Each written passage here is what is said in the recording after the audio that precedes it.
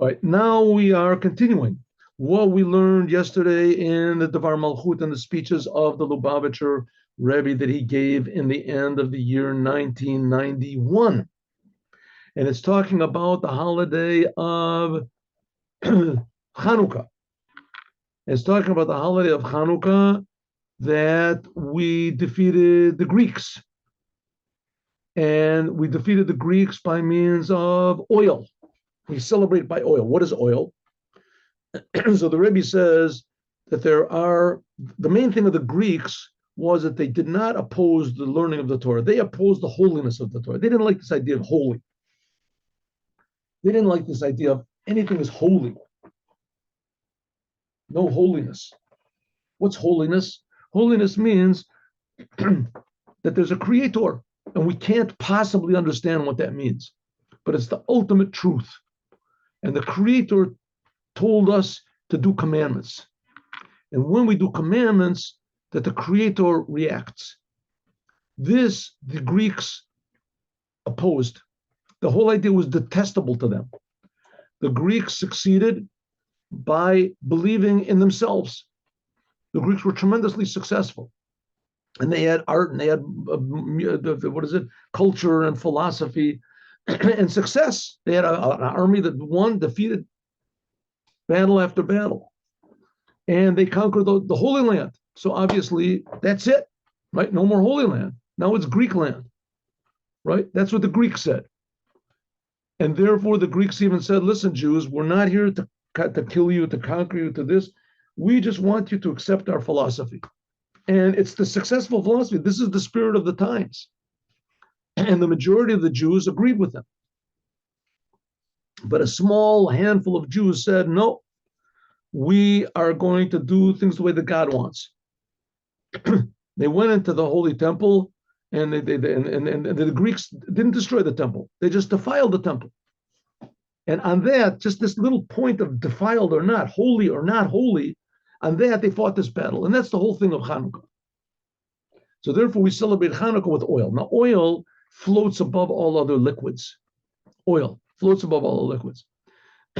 So generally, the Torah, there's four aspects of the Torah. The Torah can be compared to bread, to water, to wine, and to oil. In the writings in the Torah, different times, especially King Solomon, he makes a metaphor of water, and other prophets also come and eat my bread, lachmu v'lachmi, right? And the mayim, ein mayim elo Torah. Torah is water. And the secrets of the Torah, that's the wine. That's the wine of the Torah, secrets. So all these three levels are relevant to the non-Jews.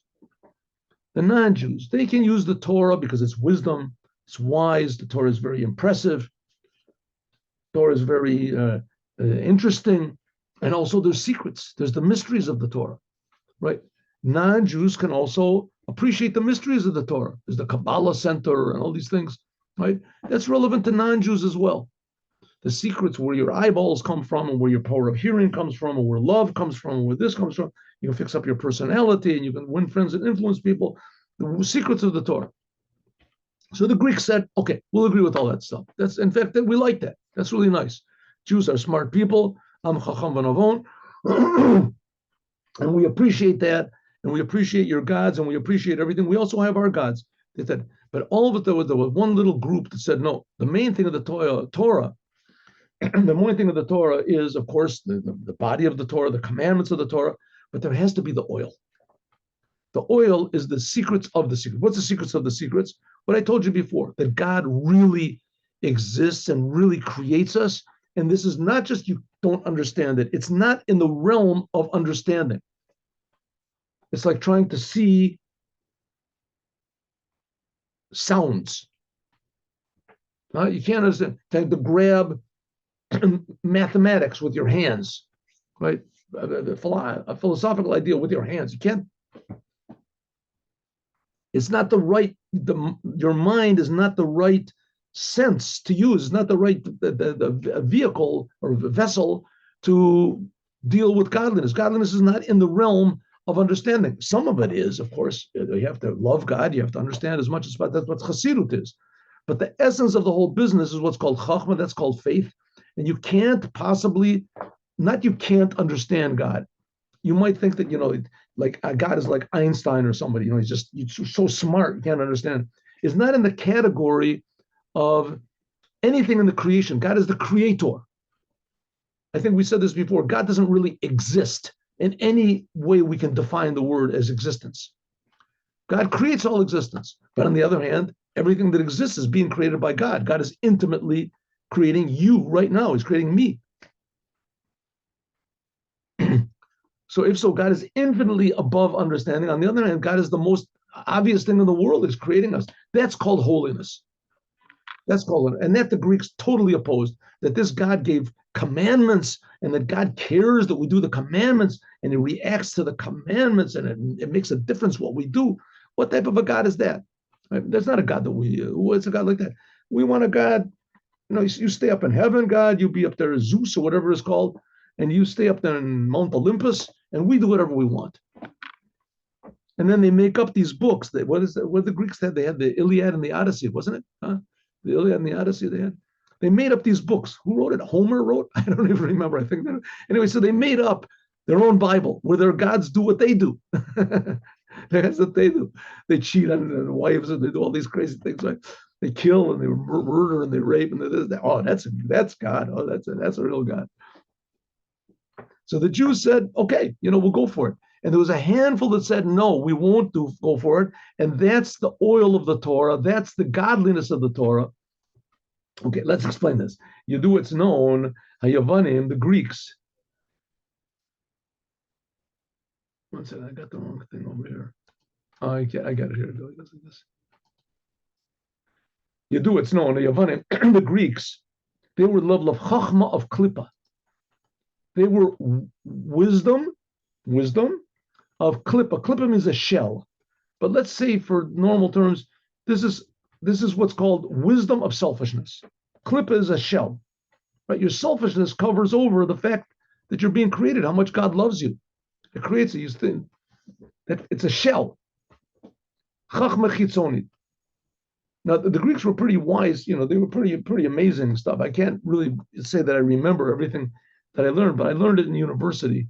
I wasn't such a great pupil in university, but I remembered a little bit. I remember. So we learned Plato, we learned Socrates. I think Socrates came first, right? First Socrates and then Plato.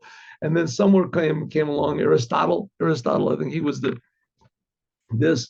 And then afterwards, and a pupil of Aristotle was Alexander the Great, right? And they had these, I didn't read anything from Alexander the Great, but we did read from Plato. We read from Plato and a little bit from Socrates and a little bit very little, but we lived from Aristotle. And these were like pretty genius guys. They were really, into deep thoughts. They say a story, and they say a couple stories about Aristotle. That Alexander the Great came back once from some amazing victory, and the first thing he saw when he came back into Greece was Aristotle sitting by this rock or something by a river and thinking.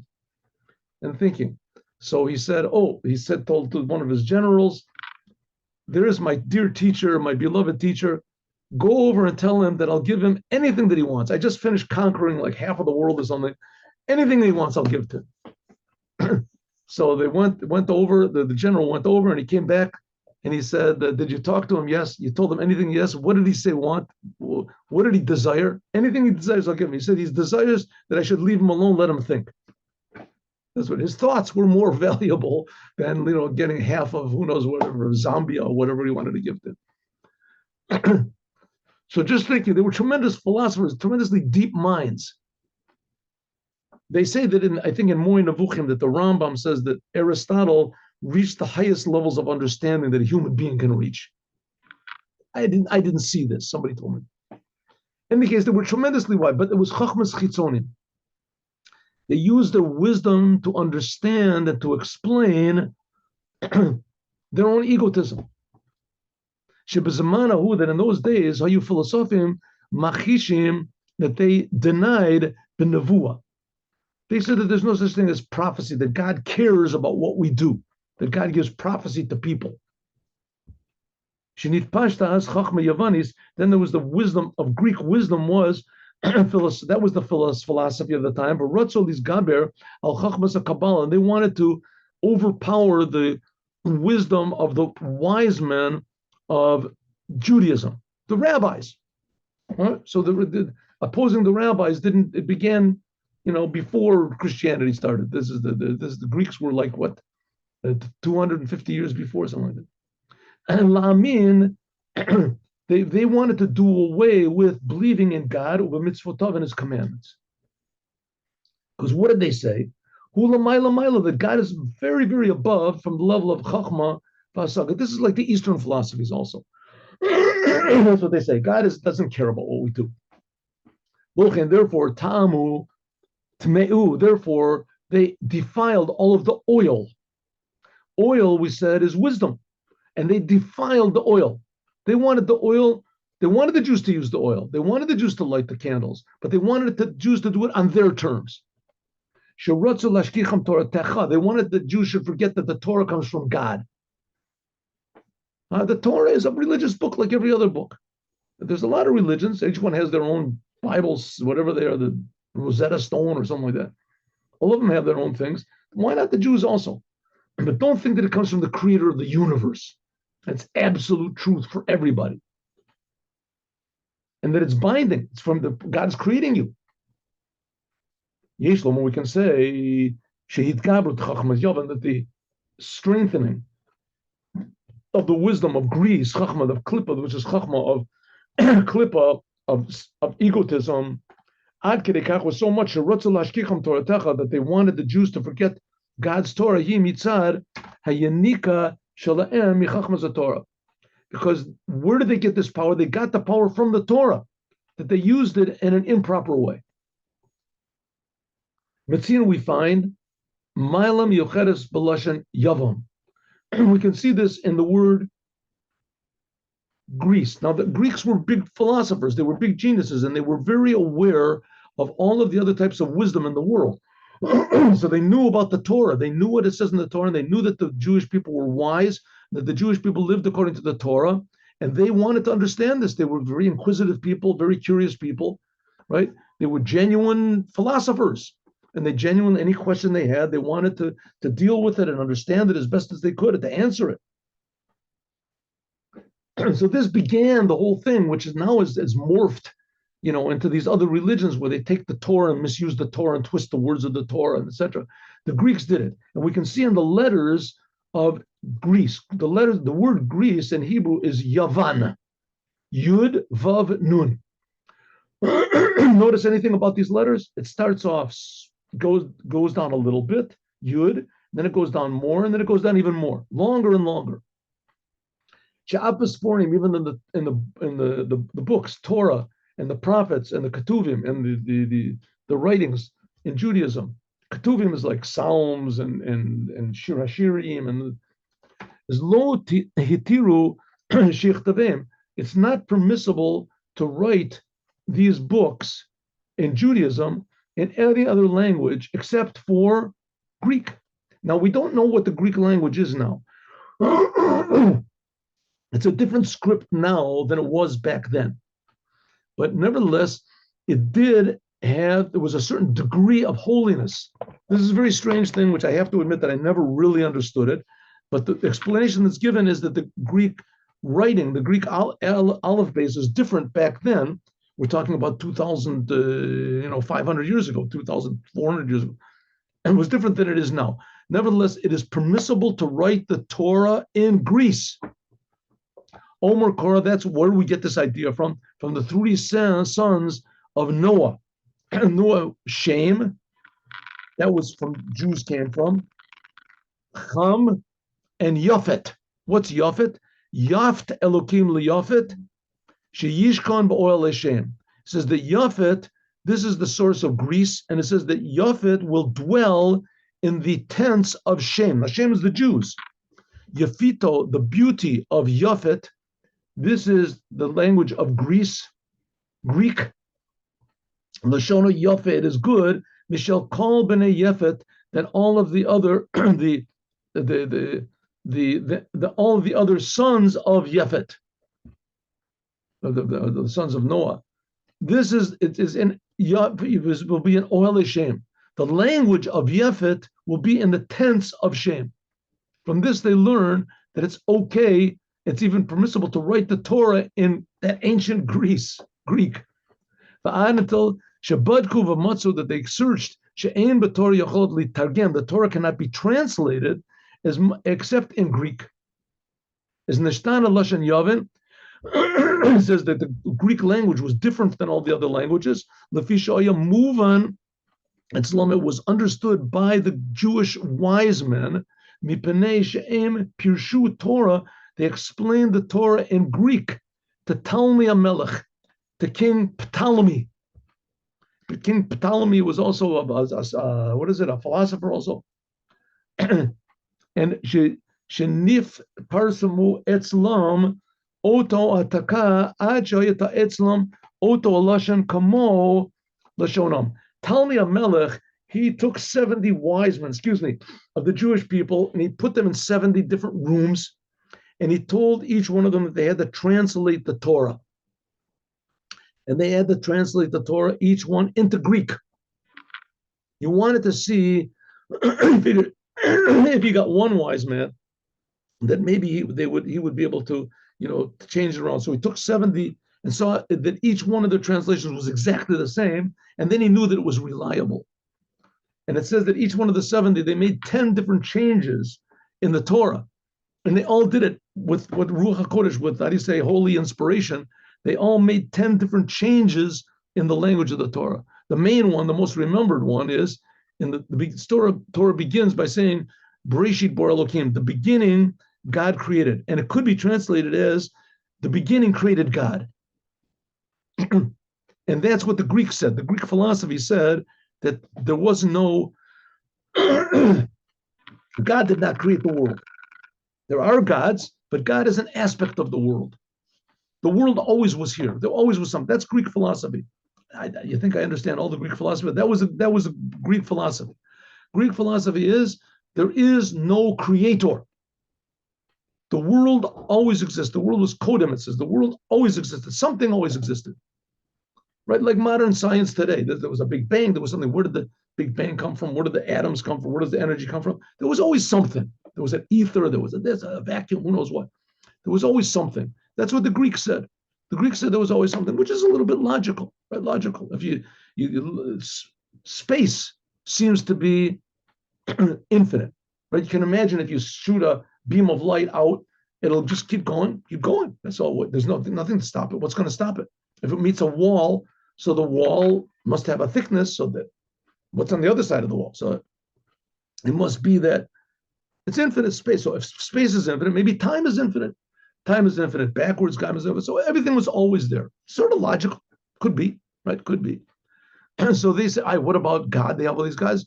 As Bereshis, Bora, Elokim, the beginning, in other words, there was no beginning. There was always, the beginning created God. That's what Bereshis, Bora, Elokim. That's what it says in the Torah. So they changed it around. They all said, Elokim, Bora, Bereshis. That's what they said. God created the beginning. They all made the same change. Right? Okay, but they did it in Greek, and Greek is a little bit more, how do you say, clear as far as the Torah goes than English is or any other language. So for some reason, Greek was more accurate in translating the Torah, and even the letters were more accurate. Okay, so it says, that's what it says. As though it was written in Hebrew, regular Hebrew letters, so that they could understand Greek like they understood. Nevertheless, when they did this thing and they wrote the Torah, they translated the Torah into Greek. It says, Israel. It says that it was hard. It was a tragedy for the Jewish people, like the day that the Jewish people made the Egel. Like the day that the Jewish people made the golden calf, which the golden calf is the opposite of the giving of the Torah. So the whole thing doesn't make any sense. That's what the rabbis say. The rabbis say that the day that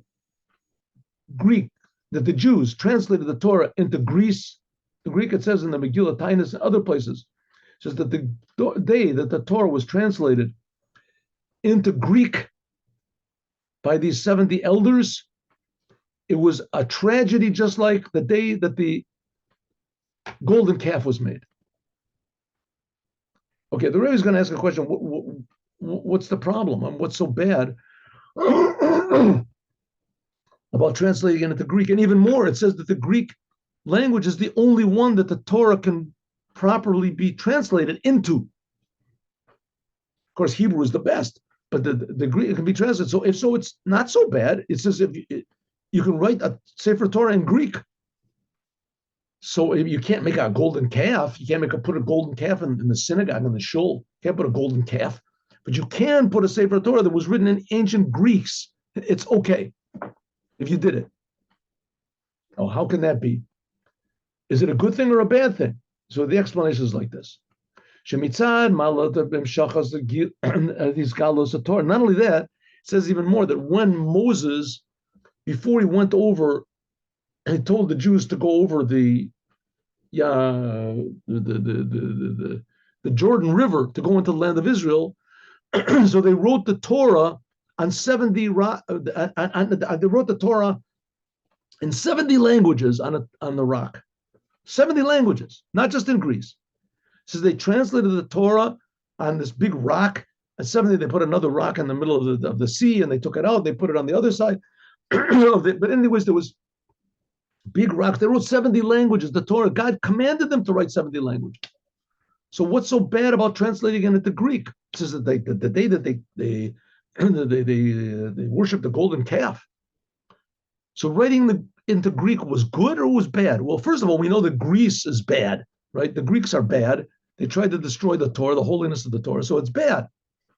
But why is it that the Greek language is good? And it says that on the other hand, it says that the day they translated the Greek language, that it was like the day that the golden calf was made. So translating it is bad. But God told the Jews before that they should translate the Torah into these 70 languages. So is it good to translate the Torah, or is it bad to translate the Torah? Is Greek good or is it bad? It's not clear. So let's explain. Because of the revelation of the Torah below in the languages of the non-Jews, like God said, Ber Heitev, that the Jews should write the Torah on this rocks before they went into the land of Israel. They should write it Ber Heitev, explained well in 70 languages. So if so, Greek translation itself is a good thing. Obviously, if God told them to translate the Torah into 70 languages, and the best translations, the best language that can translate Hebrew is Greek, so obviously Greece must have been one of those 70 languages that God, so translating it into the languages is good. God told them to do it, and Greek is good. The only thing is that that's when they did it for God. Rakashe Kutfu, the Talmud Melech, but when they translated the Torah into Greek for King Ptolemy at the Torah, Yavanit into Greek, that was bad. Just like the day that the eagle was made. That's like the day when the golden calf was made. Because it was made, not because of God's commandment, but because Ptolemy said to do it. Ptolemy said to do it. Therefore, you might think Dvar, Yanutzel, it might be used afterwards in a way that wasn't good. The opposite of the giving of the Torah. That's why they changed it. That's why they made all these changes, miraculous changes the rabbis made. Because they knew when God says to translate it, we translate it exactly. But if Talmi HaMelech tells us to translate it, even though translating is a good thing, but if Talmi HaMelech tells us to do it, then something's wrong here. Something's wrong, and therefore they made the changes. She'inyan the Torah, the whole idea of the Torah is Chachma Gadola. The Torah is a tremendous wisdom, B'seichel Nifla, and a tremendous deep understanding and comprehension of reality. Therefore, the Greeks agreed to it. Liyoto Chachamim Gadolim, because the Greeks were also wise men. V'nitpalu, and they were very, impressed of the great wonder full wisdom of the laws of the Torah. So what was so bad about the Greeks? The Greeks opposed the fact that it was the Torah of God. Hainu l'kedusha the Torah, the holiness of the Torah, that's the wisdom of God. Neged zeh lachmu, against this they fought. Shenitzlu a targum, that they would use the translation of the Torah, liyavanit, for Greece. La'amud al godel otzam haflas chachmas, to stand on the great wisdom of the Torah. A great Torah, which is chachma gadol v'seichel nifla, al menat letamei, in order to defile the holiness which is in the Torah. So the Greeks started it to defile the holiness of the Torah. Shalo yiyeh nikar, that it should not be recognized that it is the wisdom of God. Ki'im, but it is human understanding. Philosophia, like the wisdom of Greece. Shu'inyan tamei kol hashmani, that's what it means, that they defiled all of the oil which is in the heichal. So if you want to say, let's say that the Torah fell from heaven, right? It fell down from heaven. It was a letter from heaven. They say, oh, that's good. We also have our gods. And our gods also send sometimes messages, look in the Iliad, the Odyssey over there, that this God is talking to, this person is talking to. He wrote it down. That they agree with. They have the God of Abraham, the God of Isaac. Interesting history of the Jewish people. But basically, that history finished now. That's it. The Greeks took over the world. That's it. But we can't deny that it's a valuable book. This is a valuable book, right? Like the Rosetta Stone or the hieroglyphics or something like that. And they found that this is like 150 years BC or something. That's pretty long time ago. Here we're talking about this is like 2,000 years before.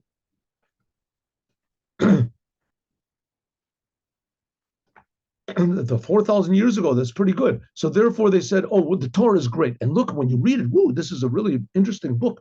The Torah is so interesting, and the Jews claim that it's like an artifact, huh? This is like finding the ancient scripts which have been buried for thousands of years. Imagine how much this thing must be worth. So that's what they valued. So it's a very, very thin line over here. Basically, that's what's going on now. Is the land of Israel, is it a holy land, or is it a wonderful land? A central land, a fertile land, a historical significant land, an ancient land. They've got all these historical land. This was the first temple. We found an artifact from the first temple. Here we found something in Shiloh. Shiloh was 400 years before the first temple. We found that, right? Found this, or is it a holy land? Holy land means we're not so interested in what happened back then or even yesterday. We're interested in what's going on right now. God is creating the land right now. He's giving the land to the Jews right now because the Jews are holy. That's the point. And the United Nations says, what holy? What are you talking about holy? Unfortunately, like in the time of the Greeks, there's a lot of the Jews that agree with them. What do you mean holy land? But that's really the fact. That's the whole argument going on now. Back then in the time of Hanukkah, is the Torah holy? Is the temple holy? And now really we're talking about, is the land of Israel holy? Is it holy? Is it a holy land? Is there such a thing as a holy land? The Tochen and Nes, the whole miracle of Hanukkah is oil, pure oil. That they found one bottle of pure oil that that the Greeks somehow or other missed this bottle. Some people say that was the miracle of the first day because there was enough oil there to last for one day, and it lasted for 8 days. So the miracle was not an 8-day miracle. There was enough for one day. So the miracle is that after the first day, it continued. The miracle only started on the second day. So some people say, no, the fact that they found the bottle, that itself was the first day. That's the miracle of the first day. They found the bottle the first day, sealed with the seal of the high priest. The lo hayabo lidlik, and there was not enough only for one day. One day, just 1 second. Eliyom echad nasa bo'nes, there was a miracle, and it lit for 8 days until they crushed up new olives and they brought new oil. Kavan since Shagazeros Yavanis, since the decrees of the Greeks were to make the Jews forget that the Torah is the Torah of God, so therefore they put a special emphasis on the holiness. They wanted to defile the holiness of the wisdom of the Torah.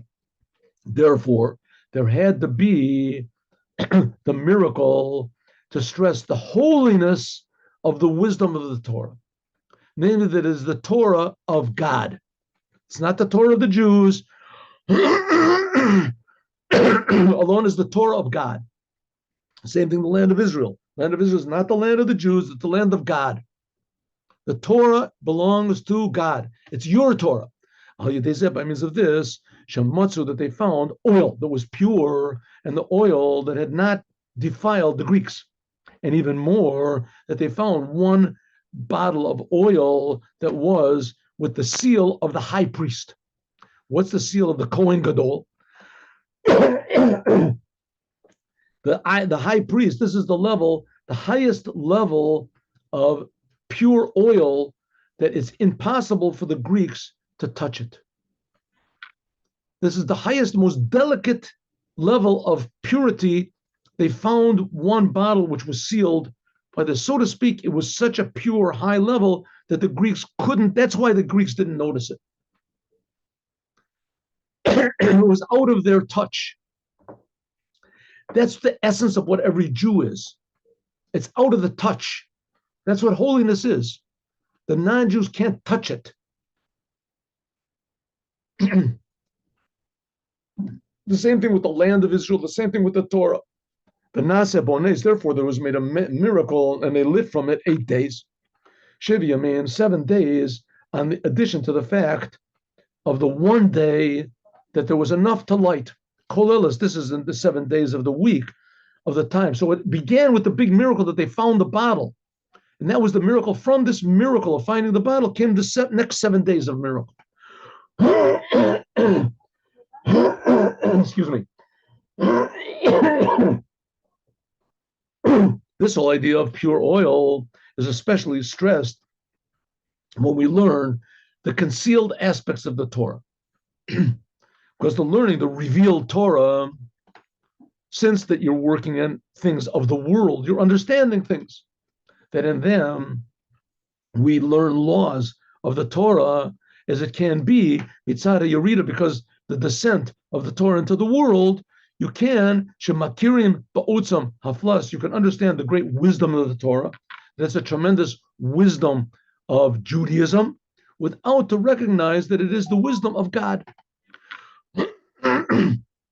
And the Eitzel Hazeh, what's the advice? What can we do? Limud and Nigla, that when we read the revealed Torah, should be together with learning Chassidut, the concealed Torah. In other words, not to forget about God, not to forget about that the Torah is incomprehensible. It's the Torah from God. You should know Da et Elokei Avicha. You should know the God of your fathers. By means of this, there's also made the learning of the revealed parts of the Torah. Even when you learn Mishnah, you learn Halacha, you learn regular laws, it'll be permeated and you'll remember every second that this is not the ideas of some rabbi, of Rabbi Yochanan ben Zakkai, or of Hillel and Shammai, or whatever. These are the ideas of God. And they're coming through Rabbi Yochanan ben Zakkai, or Hillel, the Shammai, or whatever. That you can feel that this is the wisdom of God. The concealed Torah itself is stressed this in the oil of the Torah more than anything else. Why? Because in addition to the fact, in addition to the fact that oil shows on the secrets of the Torah, and there's the inner mysteries of the Torah, Shalamayla, which is above the mysteries of the Torah, the wine of the Torah. The wine of the Torah, that's to show that there's things in the Torah which are concealed. We didn't know, but you sort of reveal them, the soul of the Torah. Murgash b'shemen she'eno, this is but the secrets of the secrets is the soul of the soul, so to speak, the source of the soul, the godliness which is in the soul. This is stressed at oil. Oil is not a liquid in itself, but oil has to be, you can't drink it, oil alone. It's not healthy. If you do drink it, you don't make a blessing on it because it has to be mixed with other food. And not only that, it spreads out into everything. You get a drop of oil on your garment that spreads out. This is like the oil of the Torah. On one hand, it mixes into everything else.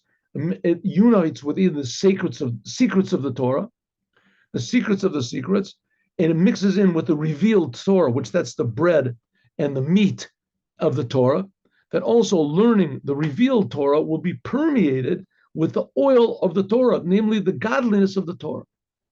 You realize that the Torah is not just another book in the library or another book of religion, that this is a book being given by God right now to each and every person. When you read it, this is the word of God right now.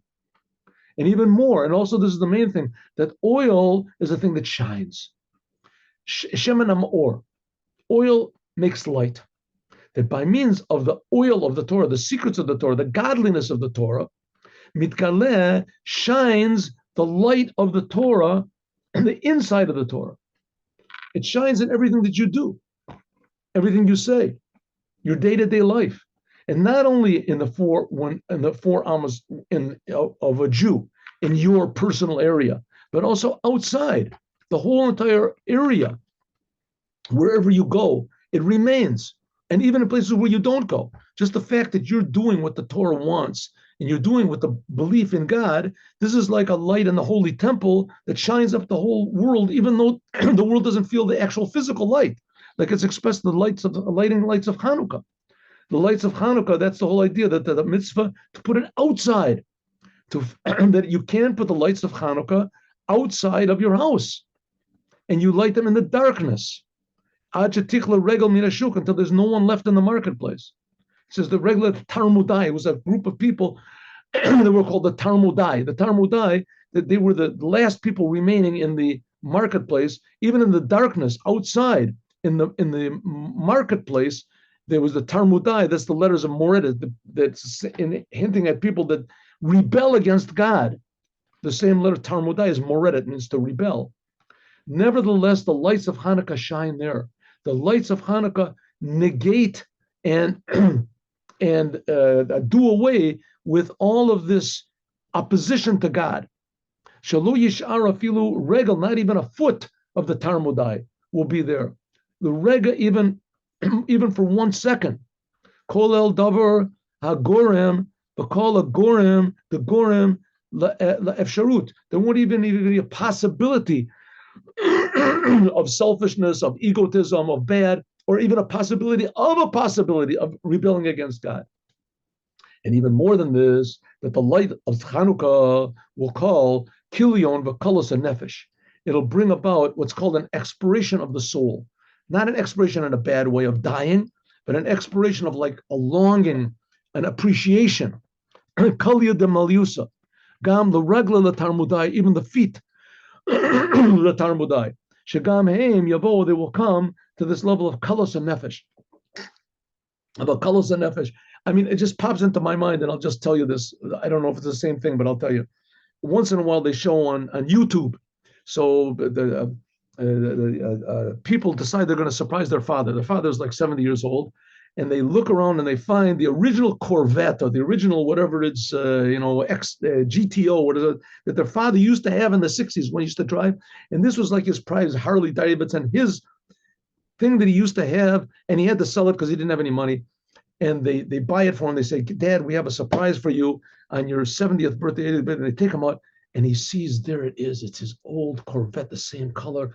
And he just starts crying, and he goes, he can't believe it. He just, okay, what is it? This is like him. He felt really, this is his real identity. He really felt. So it's the same thing. When a Jew feels what God is, then all of a sudden, this is it. This is me. Wow, I'm so grateful. Maybe I brought a sort of a mundane example, but this is the real me. He just says, that's called kalos nefesh. He's just so, his whole personality just goes out and is connected to this. And the Jewish, his soul is connected to godliness. That's the idea of the lights of Hanukkah. It's supposed to have this effect on the whole Jewish people and the whole world. Shagam Hain, that even those which were opposed to God will come to Kalas and Nefesh. They'll suddenly realize, wow, this is it. Mitzad Gadol, because of the tremendous light and of the oil of the Torah, the secrets of the Torah, the true essence of life and light, which is in the Torah, the Creator's connection to his whole entire creation. The source of life, which is enlivening each one of us, that's the essence of the Torah. That's what the Greeks wanted them to forget, and that's what the Neros Hanukkah make us remember, as we'll talk about more tomorrow. Now, that doesn't stop. 1 second.